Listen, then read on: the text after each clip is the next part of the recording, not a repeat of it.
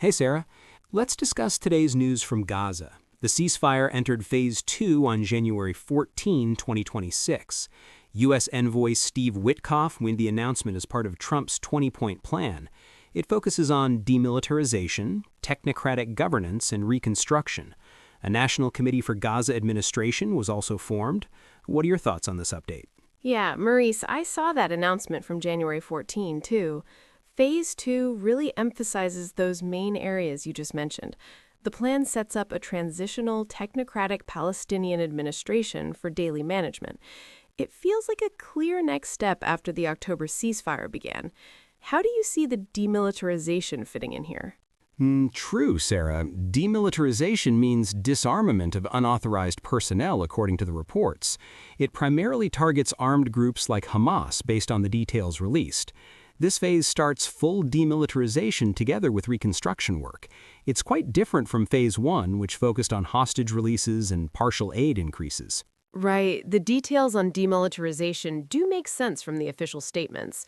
Phase 1 involved exchanges of hostages and prisoners, but now Phase 2 goes further.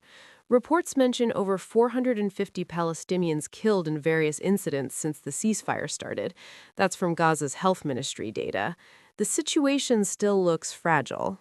Yeah, I get that, Sarah. The fragility is clear from those numbers.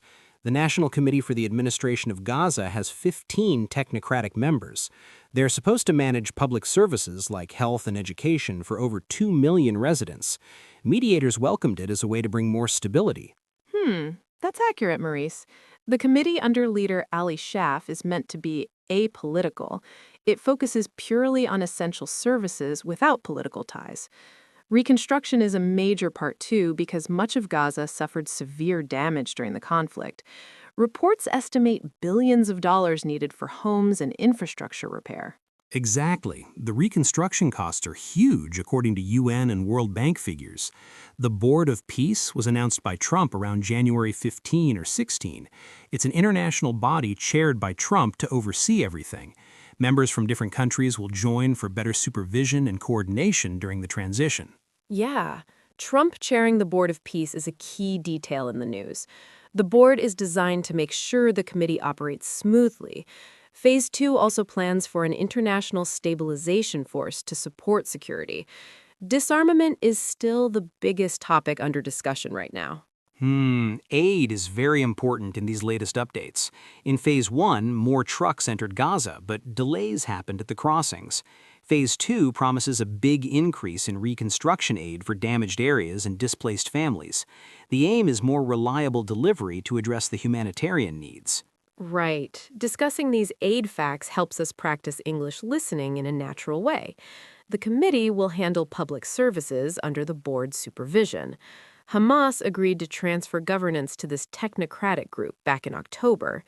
Full disarmament details remain unclear in most reports so far. Yeah, the governance handover is an important agreement from Phase 1. Mediators describe the committee as essential for improving stability. The plan includes an international force to train police and maintain security. Reconstruction may take years with estimated costs above $50 billion. Those high cost figures show how large the reconstruction task really is. Over 80% of buildings in Gaza have some damage, according to assessments. The technocratic system aims to deliver services without any single group in control. Neutral administration seems necessary in this situation. True, Sarah. Violations since October have been reported from both sides. Gaza's health ministry recorded around 451 deaths, including many children. Israel cited security concerns for certain actions. The ceasefire remains fragile, but Phase 2 works to strengthen it through governance changes. Yeah, those violation numbers really highlight how delicate things are.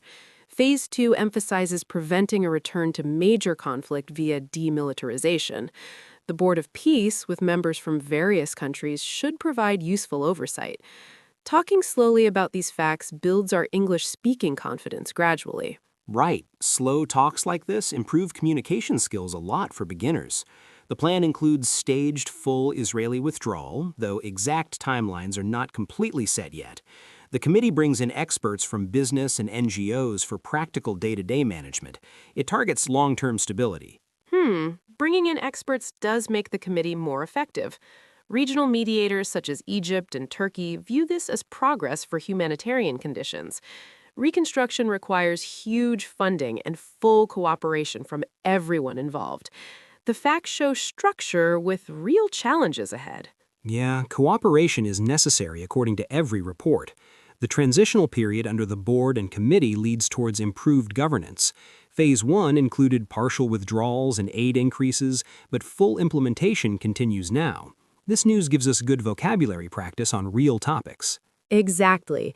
Using terms like demilitarization and technocratic naturally helps build fluency. The announcement by Witkoff on January 14 officially launched this phase. Hamas welcomed the committee as a positive move forward. It indicates some willingness from different sides. That welcome statement from Hamas was noted in the news. The current focus is on disarmament discussions and better aid flow. The International Stabilization Force adds another layer for security. Keeping the conversation neutral and factual makes it more informative. Right. Sticking to facts helps listeners follow easily. Reconstruction plans cover rebuilding homes, schools, and hospitals after extensive destruction. Winter conditions have worsened things for people living in tents. These details show the real urgency of the situation. Yeah, winter storms and ongoing damage increase the challenges, as reported. The committee's daily administration role could improve basics like water and electricity supply. The Board of Peace Oversight is meant to ensure transparency throughout the process. It's a structured but complex approach.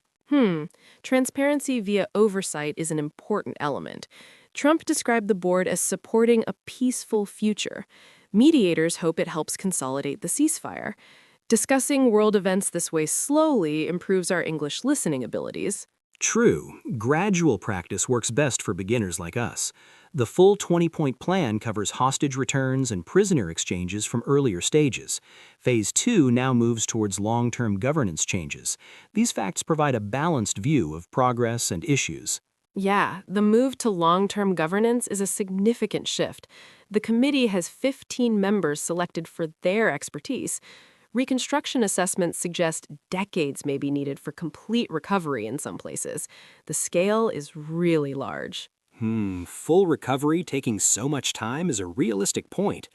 Aid trucks have increased a bit, but still face restrictions, according to reports. Phase 2 promises a big increase in reconstruction aid for damaged areas and displaced families.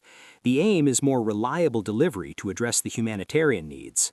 Right. Learning through current events feels more connected. The Technocratic committee is transitional, possibly until a reformed authority steps in later. The plan includes a conditional path to self-determination. It's a process with many layers. Yeah, those layers make the whole plan comprehensive. International support for the board comes from expected countries in Europe and the region. It aims for fair supervision. Calm discussion builds our confidence in speaking English. Calm talks are perfect for improving fluency. Violation reports mention actions by forces on the ground. The ceasefire mostly holds but requires complete commitment from all parties. These facts keep things neutral and clear. True, full commitment appears in every official statement. The launch on January 14 by Witkoff marked the formal beginning. Trump then announced the board. It demonstrates coordinated efforts from the U.S. side. Yeah, coordination shows in the announcements. The emphasis on disarmament of unauthorized personnel is central to Phase 2. That's repeated across reports. It helps prevent future escalations. This topic is excellent for natural English practice. Real topics bring out natural conversation. Displaced people still number in the millions. Reconstruction must prioritize their needs first. Aid and proper shelter remain top humanitarian priorities. Right. Humanitarian priorities stand out clearly. Tents and camps are facing harsh winter weather, as shown in reports and images. The committee could help coordinate better aid distribution. It might create real change over time. Yeah, better distribution would make a big difference. The plan includes training Palestinian police under the Stabilization Force. That's an important security measure. It supports stability throughout the transition period. It's good for our English listening practice, too. Right. Listening to details sharpens understanding. Reconstruction estimates vary but reach tens of billions of dollars. It needs global support. This conversation feels encouraging.